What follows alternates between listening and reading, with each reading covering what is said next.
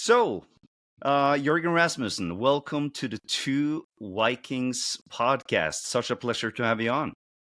Thank you very much.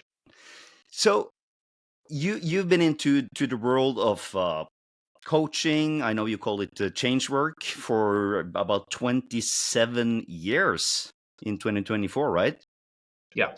And tell us. So, the thing is that nowadays, a lot of people are struggling mentally and emotionally, and it can be everything from like within the relationship or not feeling good enough to severe anxiety, feeling down and depressed.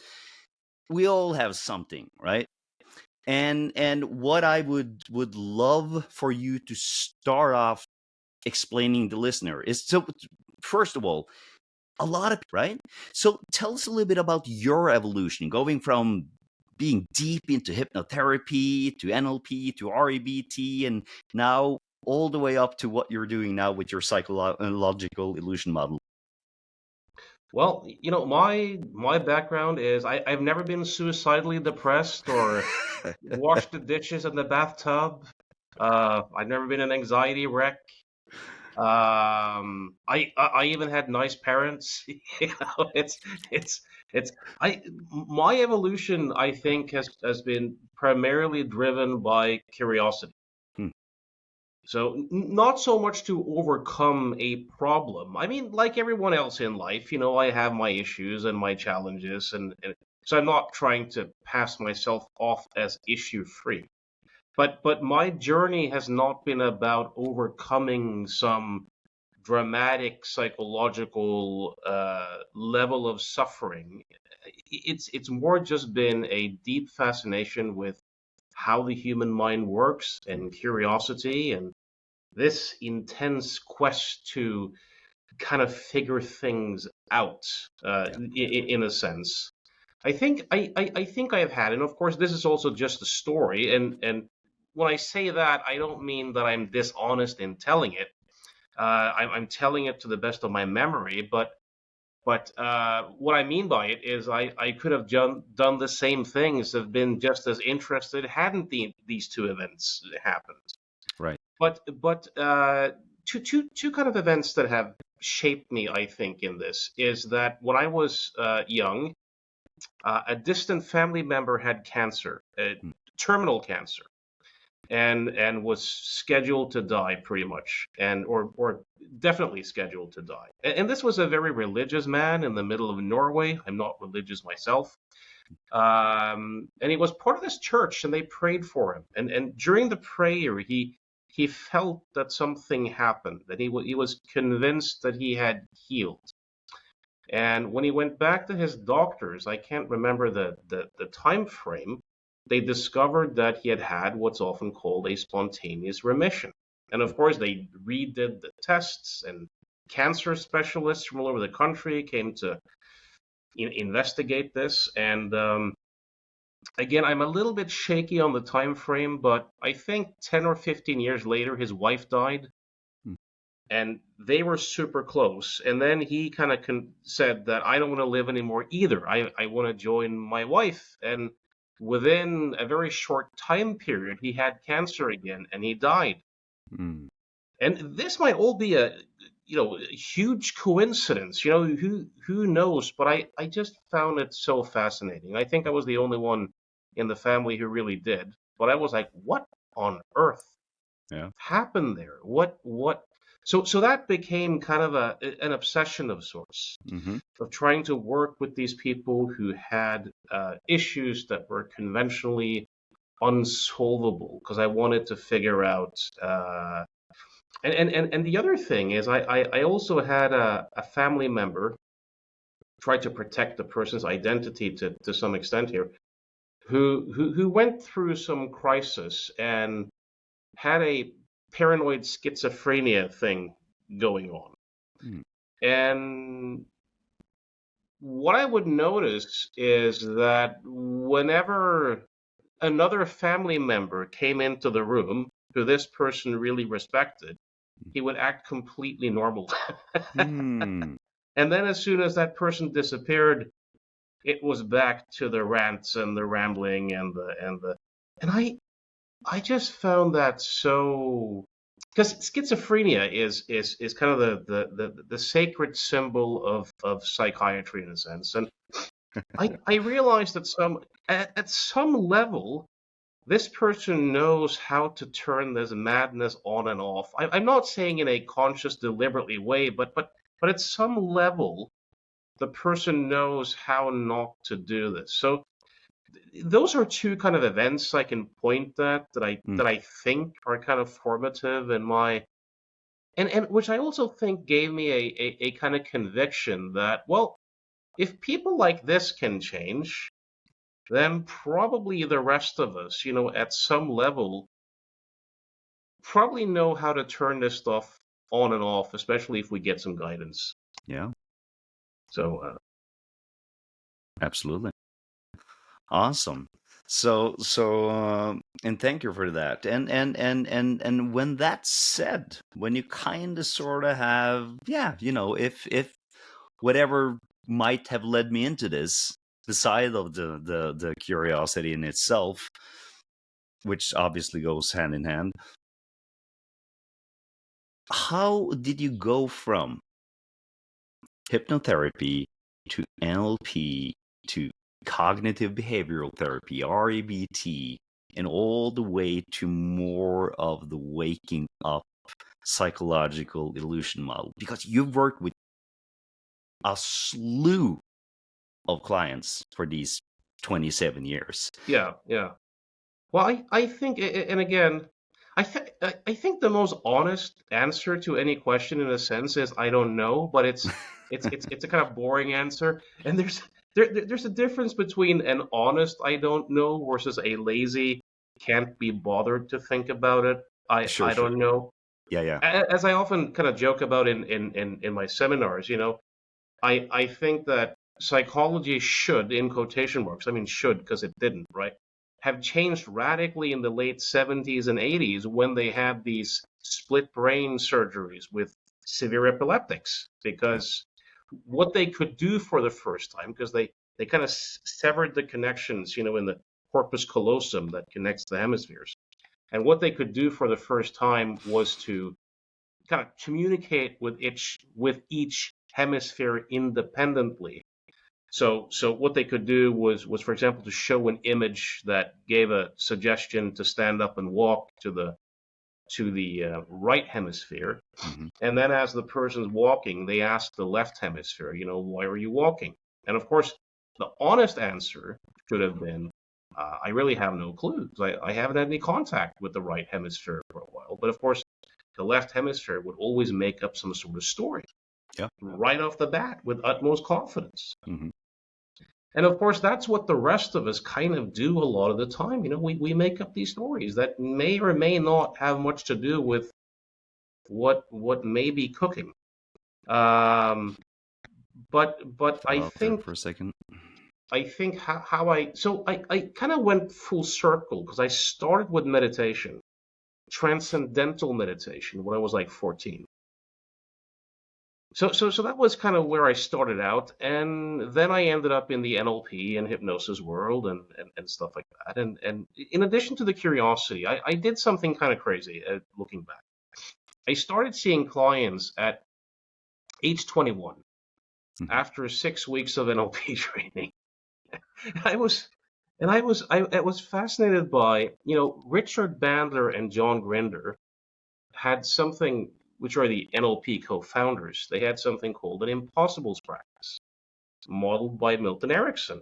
And I found this so fascinating. So I thought I was arrogant enough and crazy enough, in a sense, to think I can, which is a great way to go broke. It's a great recipe for going broke. But it's also a way to get people in the door, and that gave me people in the door. It was a nice way to kind of get volumes of people in. And then of course I failed a lot, obviously. So there were incentives too, because it's like, okay, you're 21 years old, this is your income, this is what you're doing. It's like either you find some sort of way to, and I often collected money in advance too. So either you find some way to help this person or you don't have any money. And that's, of course, also a nice incentive. Um, and I think if you work with any of these kind of frameworks and modalities, Hmm.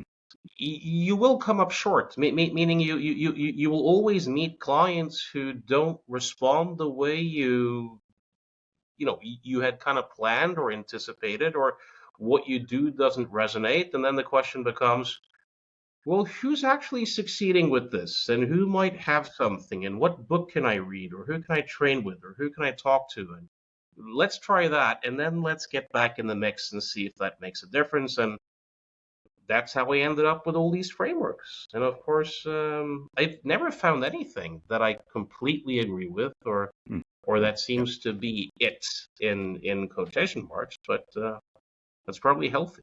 Uh, uh, one moment. Just want to break this off. Frank, Mm. Jorgen cuts out a little bit No problem. here. Is It's that up. no problem? It's no No, he's problem for. uploading himself. Okay, excellent. You just stand still sometimes, Jørgen. So I just had to make sure. Okay. Yeah. No worries. Apparently, no worries. Okay, excellent. One of those blind spots. I couldn't see it. Need to have it pointed out from the outside. So now it seems like you probably do like different forms of art focus on your psychological illusion model. Is that correct? Yeah, that's fair enough. Can you explain the listener about that? Because I just got to say that first. I've done a couple of sessions with you, mentoring sessions with you, and I've done your course, and it's a brilliant concept. The way that you put that together from all those different resources and your own just knowledge, what you've figured out, awesome. Very, very well done. So please explain the listener about the concept of the psychological illusion model. Well, thank you. I'll accept the compliments. So, well, here's a basic idea around that. Have you ever heard about a guy called Thomas Sauce? He was a psychiatrist who, back in, I think, 1961, he wrote a book called The Myth of Mental Illness. Yeah. And I read that, and I read most of his other books, and I think he's basically right. Now, when he says that mental illness is a myth, of course, what most people hear is, oh, this person is saying that there's no suffering or that people aren't struggling, and that's not what's being said. But what he's pointing out is that the various psychiatric diagnoses that we have in the DSM and these sorts of classification manuals, they're not based upon medical testing. They're based upon consensus voting, meaning that psychiatrists get together and they actually vote. They actually vote on which clusters of behaviors and ways of thinking that they should label and market as a disease. And there's no scientific process behind this. It's just a matter of voting. So, like, back in the day when you had slavery, you had two Negro diagnoses. One of them was dropatomania, which was if you were a black person and you ran away from your white master, that was a symptom of the mental illness called dropatomania. Drope means moving around, running away, and mania. You clearly hadn't understood your place in society. Now, obviously, that changed. Then you had masturbatory insanity. If you were a woman and you wanted a divorce, that was a basis for a hysteria diagnosis. Back up until, was it 1974? If you were gay, that was considered a major psychiatric illness. And then it changed, not because of any medical testing or scientific findings, but the trends in society and our culture changed. So overnight, it became a a sexual orientation, and I'll give you a final example, in the DSM-5, they were about to vote in rapism as a disease, meaning if someone had raped multiple people, that was a symptom of suffering from the disease of rapism. Just like masturbation back in the day was a symptom of suffering from the disease of masturbatory, insanity. Wow. But then some branches of the committee protested because they thought, these guys might get more lenient sentences and stuff like that, and they had a new vote, and then rapism was not a disease, right? So any mental illness diagnosis is a metaphor. It's not a literal. So again, Sauce had this great analogy, and I'll get to the psychological illusion model, but I'm just getting you. He had this analogy of if you go up to a bartender and you ask for a screwdriver, the bartender gets that that's a metaphor. Like he's not going to throw you a working tool, across the counter. He knows that you're asking for something else. So I don't really drink much, but I think it's a combination of vodka and orange juice and some other stuff, So the drink screwdriver is a metaphor, and it stands in relation to the working tool screwdriver in the same way that a psychiatric diagnosis, as a metaphor, stands in relation to a literal medical diagnosis. Yeah. So one of the first things I discovered when I started seeing clients, because people would come in and say they had a mental illness, and I would say, well, how do you know? They would say, well, I have a chemical imbalance in my brain, and I would say, well, how do you know? Well, the psychiatrist told me. I said, great, but how does he know? Like, where's the test? And I did this for years, and I discovered there was no test. Right. Like even here in Norway, I think I can't remember the numbers, but we give people antidepressants for like such enormous amounts of money every year, and people are told that it corrects a chemical imbalance in the brain. But of course, none of these patients have ever gone through an actual test that can confirm or disconfirm the notion that they have a chemical imbalance in the brain. Yeah. So I got more and more like, what on earth? Like, why are people accepting this? Why is this being presented as science?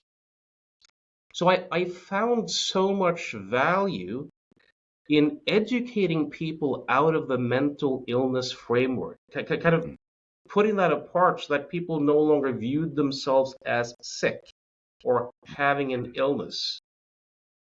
And what I truly think is I think that a lot of what you could call psychological suffering is the result of people not seeing thoughts as thoughts. Yeah. Like we think certain things and then we forget that they're thoughts, and it looks real to us, and it looks as if these thoughts are who we are, and then we try to think our way out of that, and then we end up with the rumination and the worry so here's my kind of frame when I see a client. I say to them, I have a few friends who work as magicians and mentalists.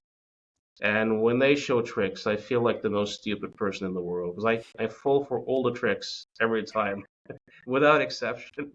Easily duped, right? But the thing is, I know that what they're showing me is not real because they're magicians. But it feels completely real. It feels so real. And everything I try to do to solve the magic trick usually contributes to me getting even more lost in the deception, because all the solutions are based upon not understanding the premises behind the trick to begin with. So I'm easily duped. Yeah. And I think that it's really a matter of not seeing thoughts as thoughts, right? And as a result of that, people are easily fooled. And a lot of what people try to do to solve this in terms of rumination and worry often contributes to this getting even more momentum. So I view what I do, as I say to people, I say, view what we do together a bit like if you were to join a magician backstage and have the opportunity through some experiments to kind of uncover the trick. Because just like with regular magic, the moment you see, that's how they saw that woman into, oh, is that it loses a lot of its magic. It loses a lot of its power to overwhelm. So what I call the psychological illusion model is just a set of experiments that I guide people through to really see the illusory nature of thinking itself, that they then tend to apply to their various to their various issues. Here's to give you just an idea of an illusion that people can relate to. So let's take a movie. You know, like if someone watches a movie back in 1895, you know, the first movie was shown in Paris, France, of a train that moved into a train station, and a lot of the people who saw that movie freaked out and they leaped from their seats because they had no reference for film. Of course, the feelings were real, but the reason why you and I don't do that when we see, you know, a train moving towards us on TV is not because we have positive thoughts, but it's because in the back of our mind we understand film. So our automatic responses are different.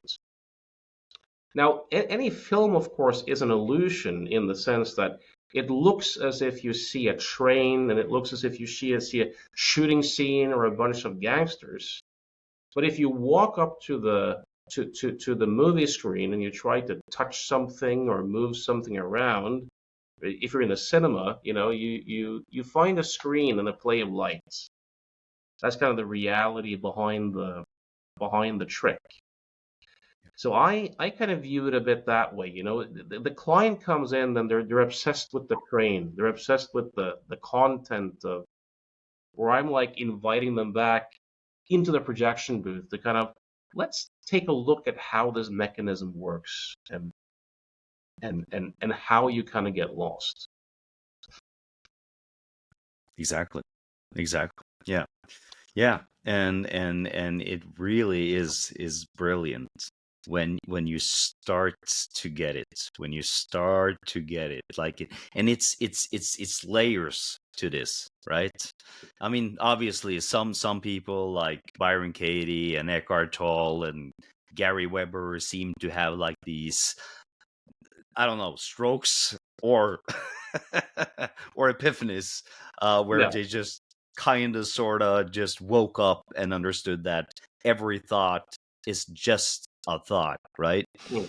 But what I love with what you do through these experiments is that, yeah, like I said, you get it layer by layer by layer, and Yeah. maybe you can really use it within, for example, being annoyed by your spouse. Not necessarily that you'll totally get it within another area of life, but then you can use it within that area.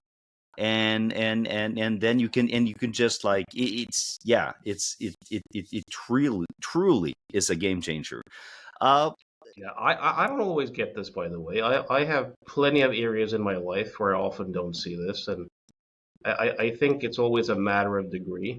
And the kind of Byron Katie stories, you know, I can't vouch for anyone else's internal experience, and it might be completely accurate. You know, uh, I was tempted though. She came to Norway once, and I thought I wanna I wanna organize some sort of prank at the hotel that she lives, or create some sort of major inconvenience for her, and kind of be there with my video camera and see if it's true that she completely, you know, that would be fun. And I love she might pass that test with flying colors, you know, for all that I know. It's that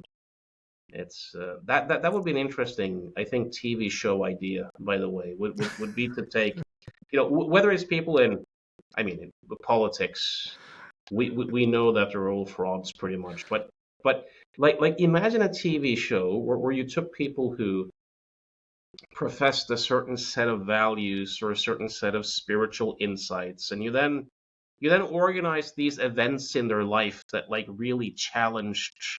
You had the kind of hidden cameras, and you saw how they and let's say that you did like 3 events over time, so no one could like only blame it on like a really bad day, and you made a TV show out of it, to see to what extent is this.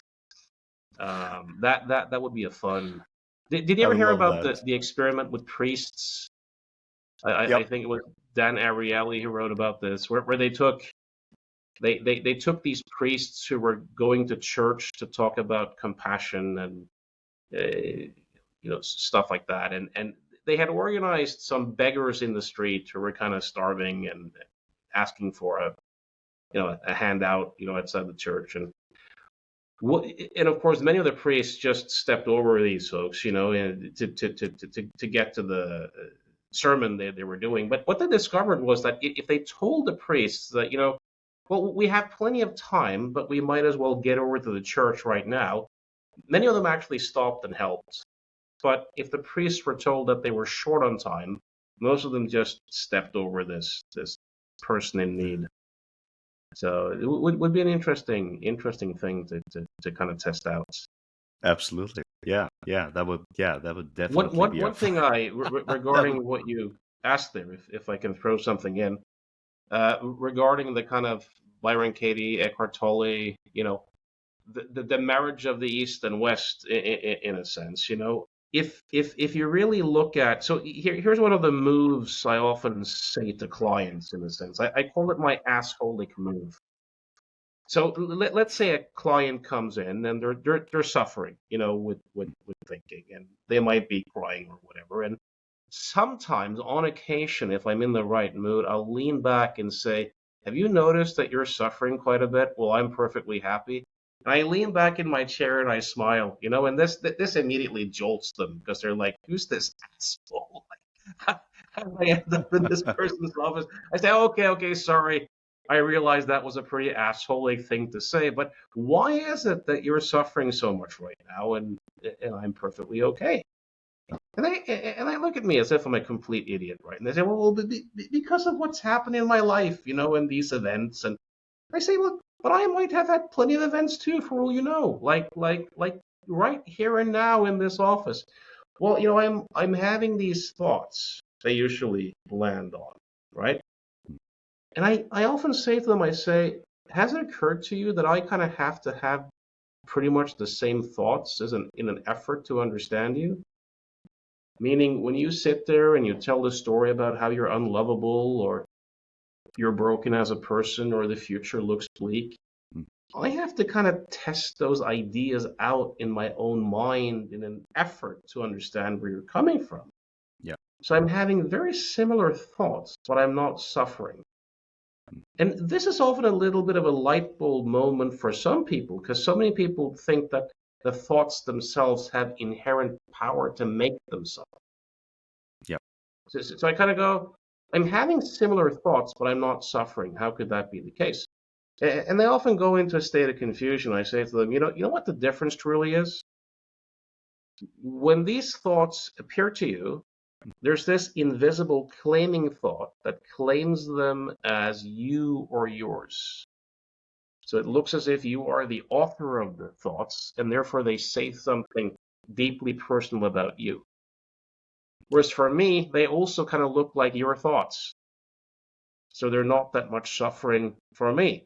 And they go, "Yeah." I say, but you're this meditation. I was like, "Screw that." I said, "You have plenty of references in your own life for this. You may have talked to your cousin or your friend, and they're down, and you're trying to support them, and they're telling the thoughts about how the future looks bleak, and they're broken as a person, and you're being compassionate, you're supporting the person, but you're not suffering in the same way as they are, even though you have to have similar thoughts."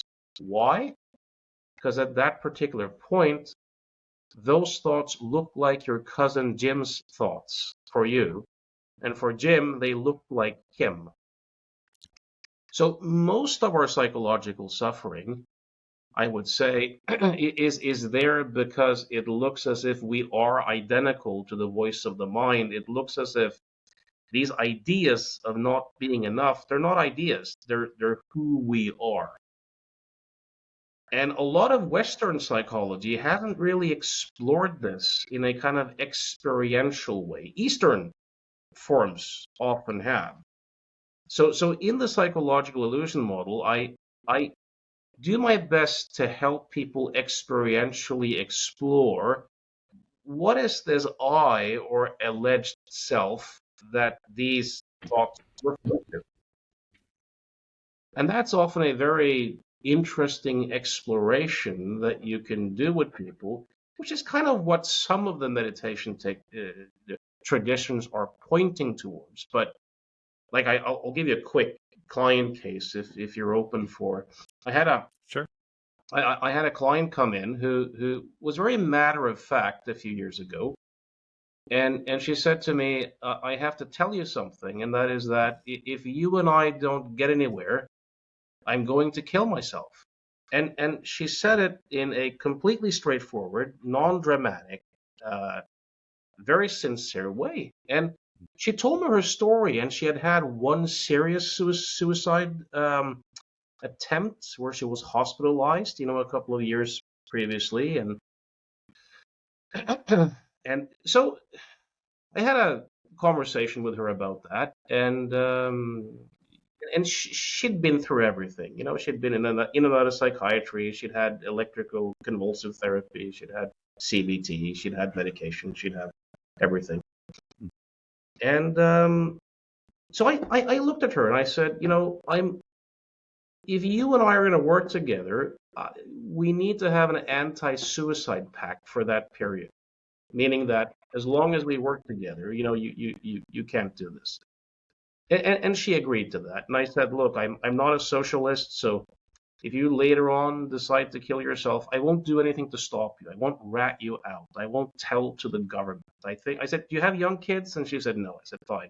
I think you own your own life. So if that's what you want to do, you have every right to do it. Hmm. I said, but so you want to kill yourself? I said to her. She said, yes, I want to kill. I said, you want to kill yourself? She said, yes, but okay, so why kill the body? The body is innocent in all of this. I said, look, if you're going to kill yourself, I said to her, look, when you say I'm anxious, I'm depressed, I have this issue, I have that issue, the common denominator here is the I, the self. You've spent years exploring the content of your thinking. Now, before you do something as drastic as ending life itself or killing the body, wouldn't it make sense to truly explore the nature of this alleged self that you claim you want to kill? Like, what's the nature of it? What is it? Does it really exist? And she got really intrigued by that idea, and she had to admit that she hadn't done that. And it made sense to truly, deeply explore herself before she did something so drastic. And I have to say, this is a few years ago. We had some good results. I have no idea whether she's alive or not today, but a couple of years later, she called me to stop smoking. And I thought that was a very nice sign, because if you want to stop smoking, that kind of implies that you're having a future orientation and you're planning to stick around for a while. Keep on living. Yeah, for sure. Yeah. Yeah. So, when or if this thought appears, I have to feel a particular way. Or if this thought appears, I have to have all these other thoughts around it. And it kind of presupposes that the thought itself comes with a special sauce, so to speak, like a special power that mandates a particular experience. So people usually live and believe and act as if certain thoughts have some inherent magical power to make them feel a particular way, or to make them act. And then my job is to, in a kind of artistic way, help them to explore whether that's actually the case. So I mentioned this example, Stian, the other day in the webinar, but I had a guy come in last week who had the thought, what if my wife has an affair? There was no evidence that his wife had an affair, but this thought would appear, and he would completely freak out. Now, what he was experiencing was the "what if my wife has an affair" thoughts. That's a thought. Yeah. Now, he thought that he had to get rid of that thought, and that he had to control that thought and replace it with other thoughts. But if you ask people who say, "I love my wife or my husband, but I don't have a problem with jealousy." If you ask those people, has the thought, "what if my wife has an affair," or "what if my husband has an affair," has that thought ever occurred to you? Most of them will say yes. And if you then ask them, "well, what happens? Do you freak out?" They go, "no." "Well, what's your technique? What's your strategy? Do you have a mantra? Do you have a breathing?" And they usually just go like this. Like, it just hasn't occurred to them that this thought is particularly important. So it may appear, but there's no resistance to it. So life just goes on. Or the fear of flying person who has the thought, what if the plane crashes? And they freak out. But if you speak to people who say that they're comfortable flying, and you ask them, have you ever had the "what if something's wrong with the plane" thought? Most of them will say yes. And if you ask them, well, when that thought appears, do you freak out? They go, "no." "Well, what's your strategy?" And they just kind of shrug their shoulders. Like they've never marked out that particular thought as a threat. So there's no particular activation, and it seems pretty arbitrary which thoughts we kind of mark out. And of course, one person might say, "what if the plane crashes" thought? Well, that's benign, but what if my partner has an affair? And someone else might go, no, it's the opposite. It's the affair thought that's crippling. The plane thought is. But of course, the "what if the plane crashes" thought and the "what if my partner has an affair" thought, they're made of the same stuff. We just think they're different. So what I like to do is to kind of help people explore the nature of these thoughts, versus so much try to fix the content and try to think a particular different way around. Like I remember I had a client who she had a best friend whose son was 17, died in a motorbike accident. And she had a 17-year-old son herself, and one of the thoughts she had when she heard about it was, "oh, couldn't it have been my son?" And that sounds horrible, but she was a single mom. She had 2 jobs. Her son was doing a little bit of drugs. There was police involvement. She was so tired and so fed up that in one weak moment she had the "I just want to get rid of my son" thought, right? Now, of course, the reason it was disturbing was because she loved him. But the fact that she had that thought was such a big deal for her. It was like, what type of mother am I? What sort of human being? What's wrong with me? And she ended up in these ruminations, and she got really, really depressed. And when I saw her, I kind of had to help her explore the notion that, a lot of parents have had thoughts like that, especially with young kids when they can't sleep and, stuff like that. But it's more a matter of like, well, to what extent do you take it seriously? Does it necessarily mean anything, to have such a thought? Yeah. Yeah, and it's so interesting because, as you also categorize it, like it's primarily like four ways of working with someone, right? It's like the behavioral aspect. Maybe you have a good thing in your book, like calling the shaming exercise. Then you have like how actually the crazy thing is that you do not actually need any of the other approaches if you Yeah, but those are if the someone like directions that, yeah.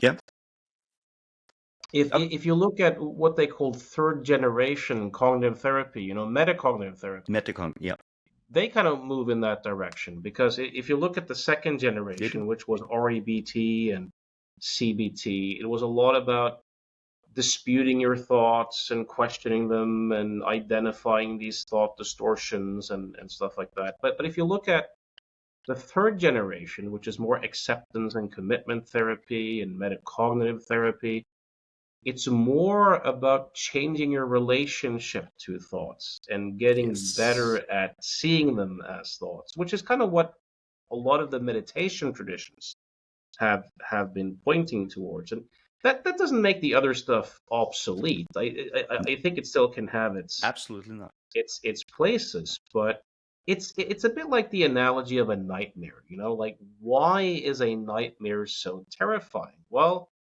it's obviously all made of thoughts, but the crux of it is that during the time of thinking it, you have no idea that it's a thought. Mm. Therefore, it looks completely real, and it looks as if you are the character in which all of this revolves. Now, you can try to solve your issues as the thought generated character in the dream, but there's also the opportunity of kind of waking up from the dream and realizing that the character itself is a thought. So that's kind of the direction I'm trying to nudge people in with various degrees of success. And not everyone will resonate with this. People vary a lot in I've lost my faith in utopian solutions and absolute frameworks. And I really like the economist Thomas Sowell. He has this saying where he says, in life there are few solutions, there's only trade-offs. So not everyone will respond to this. Not everyone is interested in, some people will be better served by a more traditional cognitive behavioral model and doing behavioral stuff. And that's completely fine. So it's always what the other person hears and how they make sense of things. for sure.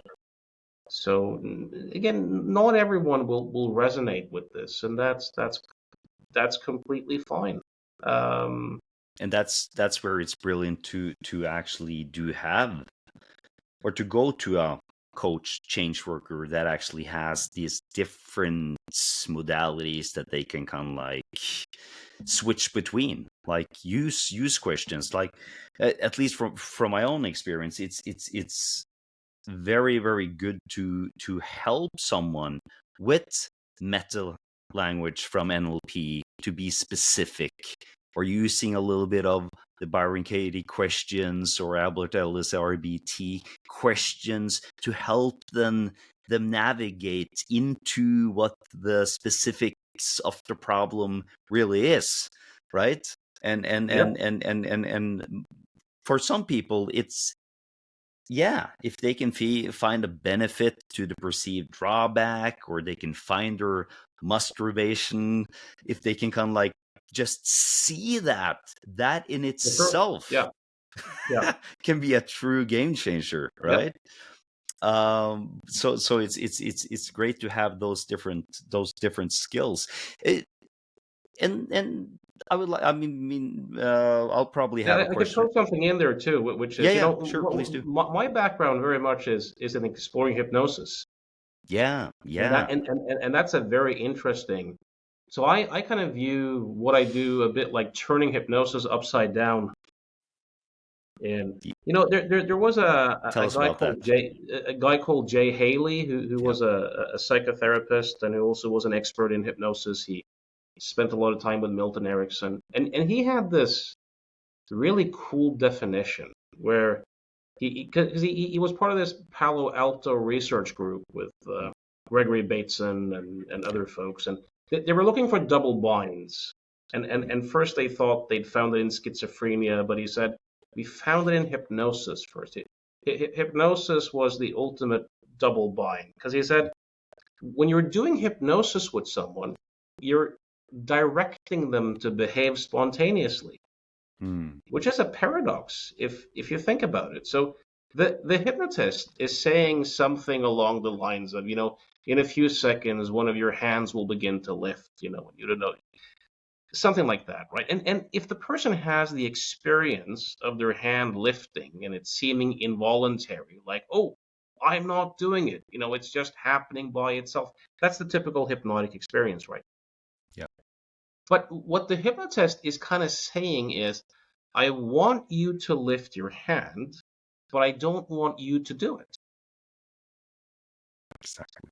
So the way you kind of solve that paradox in a sense is by kind of imagining something and lifting your hand, but interpreting it as a kind of non-voluntary action, right?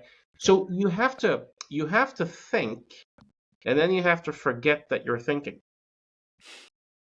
which makes it seem as if the hypnotist is doing it to you.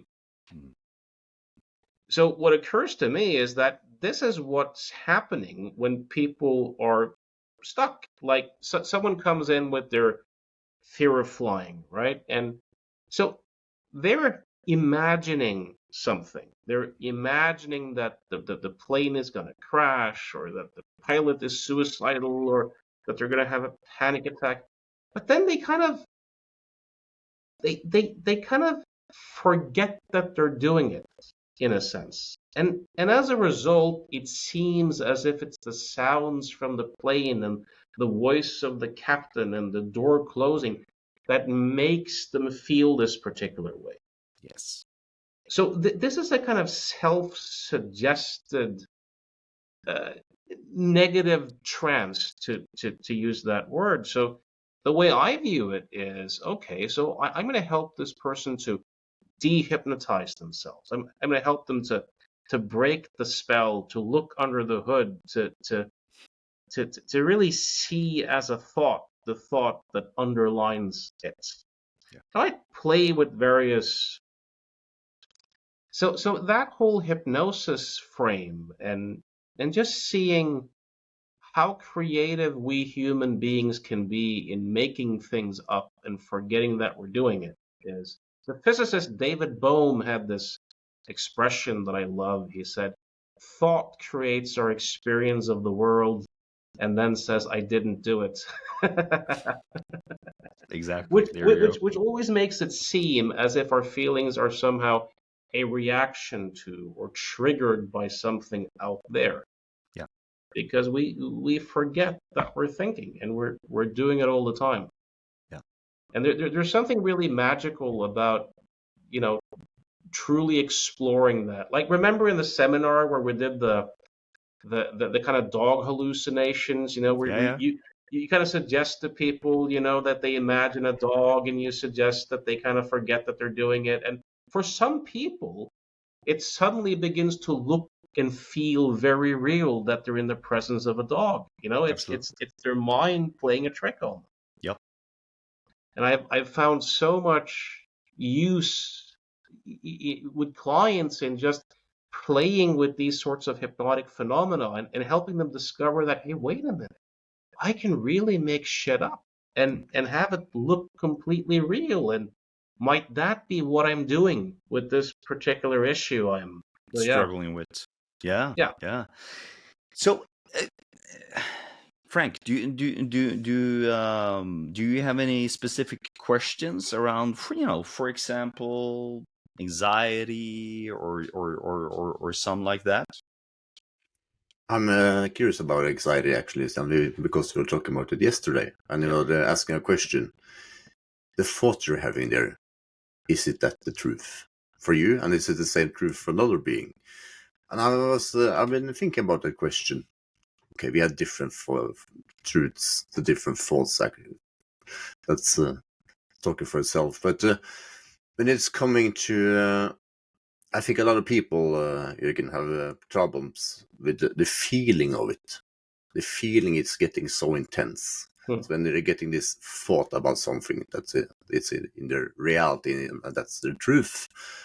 How do you then help these people with disconnecting, or whatever, or how we want to label it, to not getting these feelings so intense?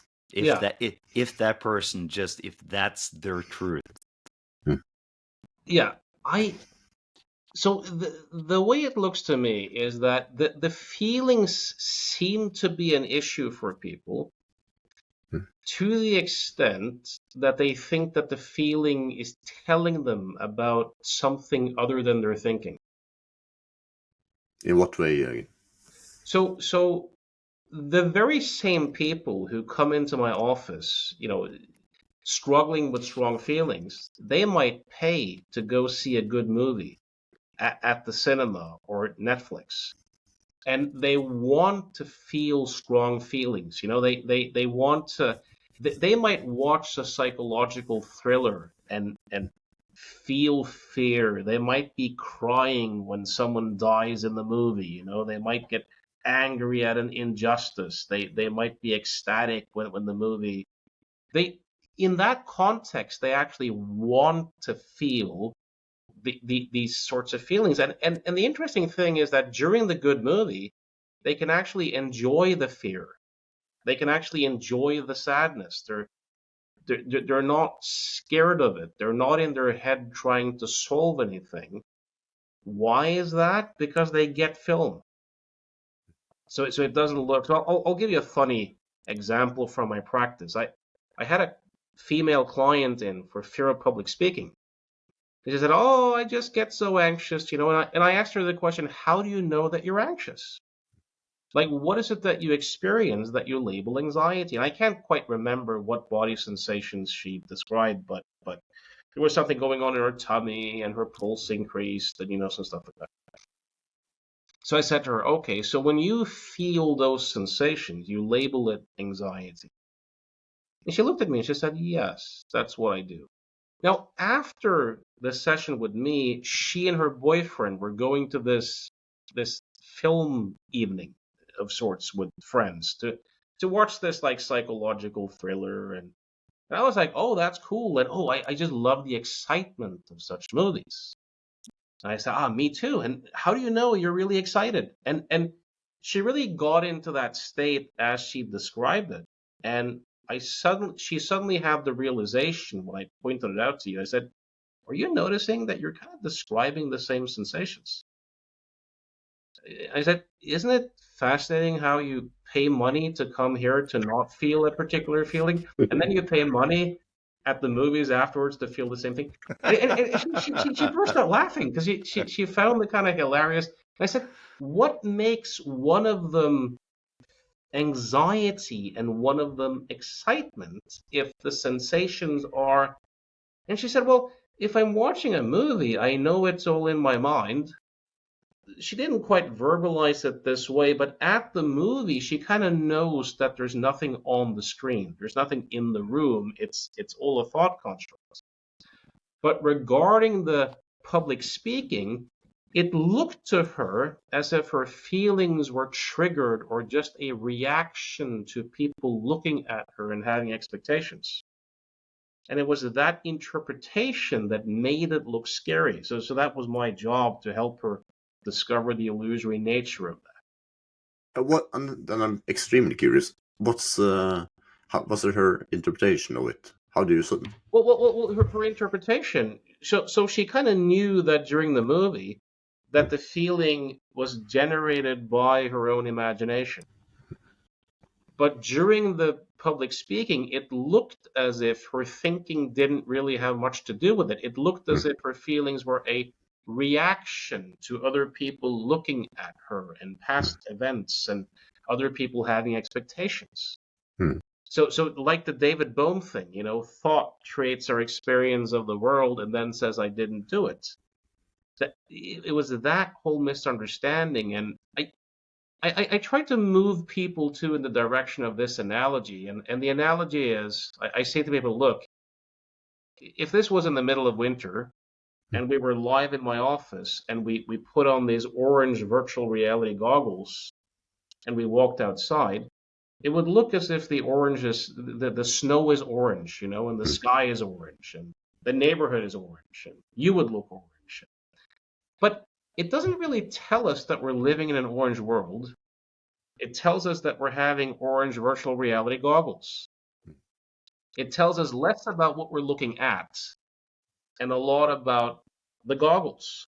This is a bit like the relationship I'm trying to help people develop to their feelings, is that their feelings tell them not so much usually necessarily about what they're looking at, but a lot about their own goggles.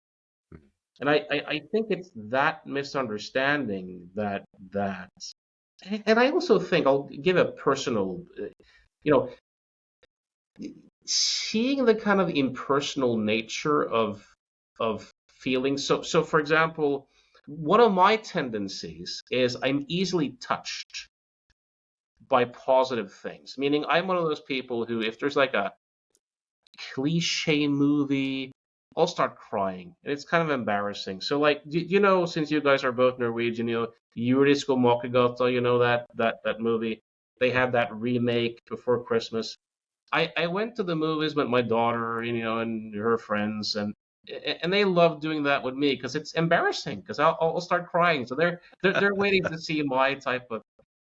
It's a good movie, but I teared up. The waterworks were going. I was trying to hide because I was like a grown man, like this is embarrassing, right? But then I came home, and I was so touched by that during the movie, right? It's all a fictional story, and then I come home, I turn on the TV, and there's news from the Israel Gaza situation, Ukraine, and my mind is intellectually grasping what's going on, but there's not much of a feeling response. And I just had this of course I knew this already, but this kind of epiphany of like, why would I ever take this software too seriously? Like it gets completely wrapped up and empathetic, and absorbed into this fictional movie character.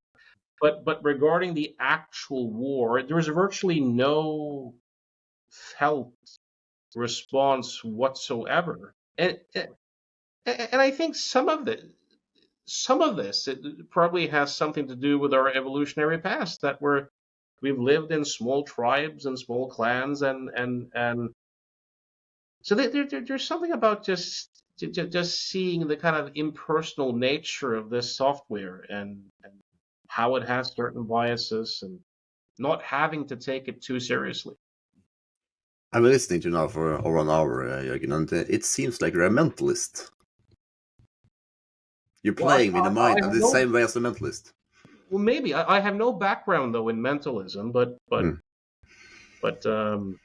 it seems like you're using some of the same strategies, same techniques at least. Might be. Because it seems like you're creating an illusion, and you're playing with that illusion for the people who are listening to you. Yes, so, yes. That would be accurate. That would be accurate. I kind of, if you go back to that kind of magician metaphor that I used previously, with having some friends who do that type of stuff, but I do see a lot of people's psychological suffering as magic tricks that they're falling for. And where my job as a guide is to kind of help them look under the hood and like, look here, take a look at this. Notice what happens when you do this in your own mind. Now let's try this. See what happens here. So it's you're right as I think about it, and I kind of look at myself as a psychoeducator in a sense, like not as a therapist, but more as I say to people, look, don't view this as therapy or fixing something. View it more as if you were an athlete or an explorer. Like, I'm going to run you through some experiments, and I'll be your guide, and you'll be the explorer, and we'll play. And see if you can bring that curious, playful orientation to it. Very interesting again. Extremely different approach than most people. So I found it's highly entertaining. Yeah, it is very, very interesting. Take us through just the what you usually start your webinars with. Just like that one thing. Like if someone says, I'm afraid of. You used it at the last seminar, webinar. I'm not good enough. I'm not good enough. Thought, for example, right? Oh yeah. Well, that's a very interesting experience that I often guide people through. So let's say someone says that. Let's say someone says, "Oh yeah, I'm not good enough." So I have them think that and get into that and feel that. And then I have them do it again. And I say, this time, I want you to just say, I'm having the thoughts I'm not good enough. Or I'm not good enough thought is here. And notice the difference. So that in most people's experience, there's a world of difference between like, I must perform, which sounds like just reality with a capital R in who I am, versus I'm having the thoughts I must perform. Or I think I must perform. You know, I need approval. I think I need approval. Or I'm having the thought that I need approval. Just sometimes very simple experiments like this, and having people just notice that for most people, there's a shift in experience where they say, the first one looks like reality and it looks like who I am. The second one, yeah, it's an idea. Yeah. It's And the first one, that it's my thought, right? Right. It's a claiming thought. It's mine. It's mine. It's mine, and it's me. Yeah. And it's again. I like to point out to people. I often ask them, is this your thought? Because I kind of know that it's not the thought itself, but it's this idea that I'm the author of it. I am the architect behind this thought, and therefore it says something kind of horrible about me, that I can have these thoughts. Yeah. I have to get to the bottom of that, and I have to fix that. And we try to solve that with even more thoughts, and off we are to the races.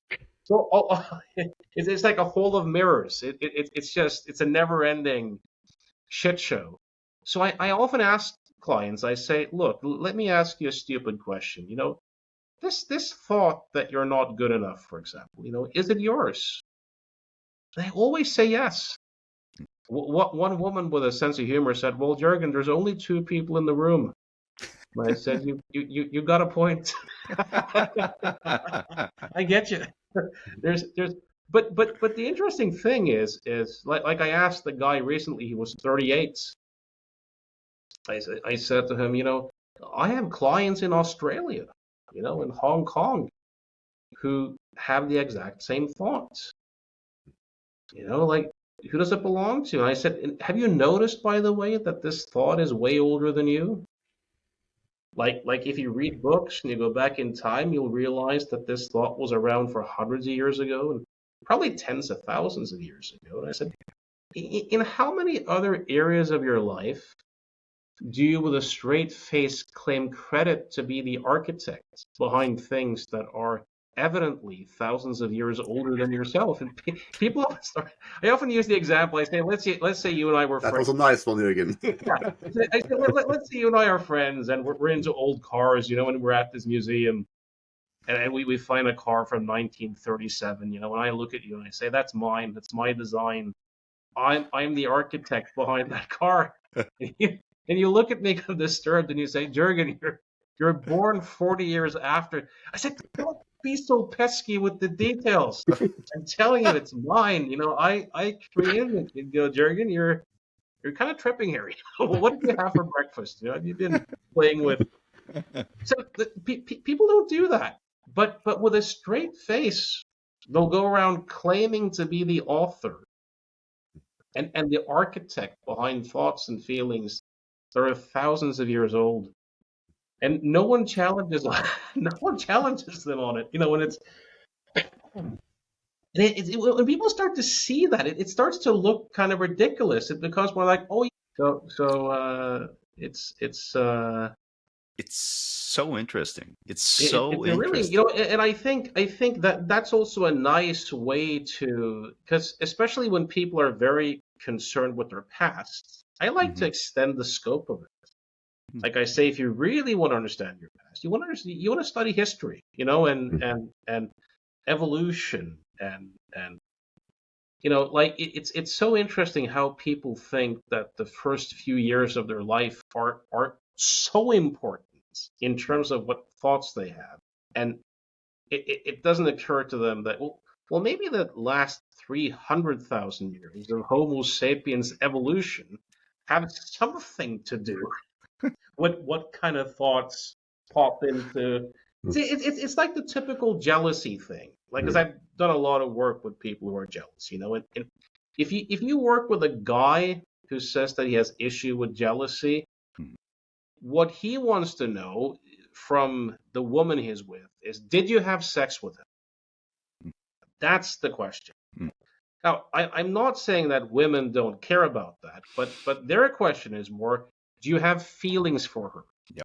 This is a pretty strong finding. I observe this with clients. And of course, not that an evolutionary lens is an answer to everything, but there is an evolutionary logic to it in the sense of, mama's baby, papa's maybe, that whole, are you being cuckolded, or if he has feelings for another woman, then the resources and the protection ends up. So there's something to be said about how so much of what appears as thoughts in our mind have to do with these evolutionary kind of impersonal forces. And it can be extremely useful for people to just see that, because so much of what looked like them and who they are is suddenly seen as, that's a kind of impersonal part of human nature that's appearing, or even the I'm not good enough thoughts. Pretty much everyone has thoughts like that, and fascinating and people always think, oh yeah, it's my childhood, or it's the fact that this and that. I'm like, but we lived in tribes and clans. If you got thrown out of the tribe, that probably meant death. And it was like that for until 5 minutes ago. So it's likely that the human mind has developed this software where we are very sensitive to status and rejection and criticism and hierarchy. Very interesting, Jørgen. And to be honest, this show is called The Two Vikings. And Stian, he's very into what you're talking about now, Jørgen. And to be honest, after doing 500 interviews on the subject, I have been a little bit tired about the subject, to be honest. Yeah. But this was one of the best, more enlightening conversations I had in years, to be honest. Because I like your mentalist approach to it, because you're doing something about the visual aspect. And it's highly enlightening. And I'm so tired of listening to the same over and over again. This was new to me. So fantastic. Yeah, cool. Thank you. It's very, very interesting, because and not to bash anyone, and not not at all. Not mentioning any names, but I mean, we've had a lot of people on our podcast also, working with a specific thing, and maybe they, for example, have a PhD within that, and like we are very much into the solutions, and there are almost no solutions. Yeah. All the theories. They've just like, yeah, I got a Yeah. PhD and I've done it, but I'm like, yeah, excellent, cool, very interesting. How do we fix it? Oh no, Yeah. no. Yeah. There's no way to fix it. I'm like, I have no PhD. I have no higher education whatsoever. Maybe that's the solution for it, Jørgen. Well, I've thought about that because, like, if you look at the field of psychology, and there are good psychologists, as I'm not completely of knocking, course, yeah. but there is something bizarre. So one thing we kind of know, though, from psychological research is that licensed psychologists do not get better results as a group than people who don't have training in psychology. That's kind of an interesting, crazy, isn't it? very robust finding. Yeah. And there's nothing in studying psychology as an academic subject that develops any of the skills necessary to do good quality change work. So there's no correlation between the two. And there is something bizarre about going to school and studying a topic and learning to talk about a topic and sound intelligent while you do it, but having no skills. Yeah. And then having to learn skills as a result of, it would be like studying tennis for years and tennis strategy and the history of and the material that the rackets are made out of it, but having no skill whatsoever and then trying to so I think sometimes so for me, I mean, this crazy journey that I went on seeing clients at age 21, there was a strength in that not having a lot of theories, not having a lot of, but having to learn by actually seeing clients and actually having to give people the money back and having those incentives and having to make it in the marketplace, essentially, and learning through. So there is, I mean, everything's a double-edged sword, but there is. You're also a fantastic storyteller. That is also a great ability to have. You have absolutely. You. I mean, you come up with a lot of besides having like a great, as Frank said, a great way of presenting a good voice. You come up with these very, very relevant examples that are very, very much applicable for people, and so that's awesome. Quickly before we wrap this up, we have more of an Eastern approach has always been like to wake up, like to Zen meditation or Buddhism and all of these different kinds of waking up, wisdom traditions we can call it. And then about a little bit over 100 years ago, philosophy went into psychology, and then we also have something called, we have a lot of different models within the developmental psychology field, right? And there are a lot of them that we could choose, but let's just pick one that I know you also use quite a lot more than me, and that is the Robert Keegan model, the 5 levels of mind, right? Just a few minutes on that. So if someone wakes up, we know a lot of the gurus that kind of sort of had this waking up epiphany, enlightenment, when they went from, for example, just to choose a country, India to the US in the 60s, shit kind of went wrong 90% of the time. It was usually power, sex, and money. They had this waking up epiphany that they were the one, right? Because so it doesn't necessarily correlate to growing up psychologically, having a high level of moral development or spiritual development. What's your thought on helping people? What is growing up? Why should they focus on it? And what's your opinion on how to grow up? I have my own opinion, but I would love to hear your opinion on that. Well, someone asked me recently, actually on a podcast, the question of What do you say to the claim that if only everyone did psychedelics and meditation, it would end all the wars? And I said, I think it's the most ridiculous proposition imaginable. Yeah. And of course, that experiment has kind of been done. You can read a book like Zen at War, Mm.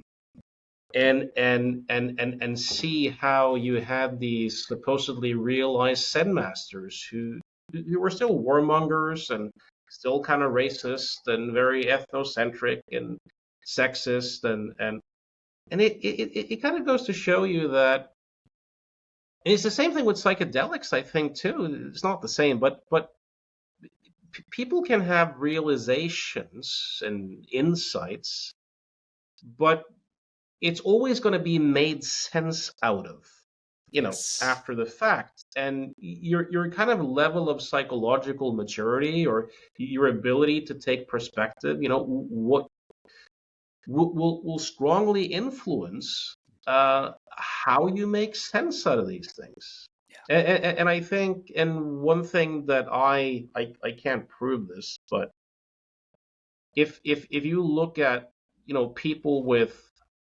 what psychiatrists call cluster B personality tendencies. I mean, Mm. I'm not a big fan of psychiatry in general, but I think that particular map of how people can have different personality styles. You have people whose personality styles can be quite psychopathic or very narcissistic, for example. And the way it looks to me, I can't prove this. This is just, but the way it looks to me is that people can have strong realizations or insights on the meditation mats without that necessarily touching these kind of cluster B personality tendencies much, Right. or Right. if at all. Yeah. So someone could have realizations into the illusory nature of thinking, or lose the boundaries between what they define as themselves and the world. They could have these sorts of experiences, but it may still be made sense out of a pretty narcissistic and psychopathic personality structure. And then you have the cult leader, Yeah. who ends up abusing. And there's always this argument of, well, did that person really have any realizations to begin with? Otherwise, they would have acted differently, or is the whole thing a scam, or it's probably a combination. Yeah. Of So I think you can have people who have tremendous insights and realizations who can still be quite immature in the psychological sense. And then you can have people who are very psychologically minded, and they have a good sense of ethics, and they to a large extent have a lot of their shit together, but they haven't necessarily had any of those types of insights or realizations at all. Yeah. But I think for the most part they kind of help, because what Keegan points at is he uses the term subject and object, right? So Yeah. so object meaning what you can look at and have a relationship to, and subject meaning the ideas that have you, essentially. And what happens when people do a developmental shift is that the kind of assumptions and ideas that had you, that you viewed the world through, becomes something you now can look at. That's kind of and I think that's largely what growing up is about, is developing more metacognition.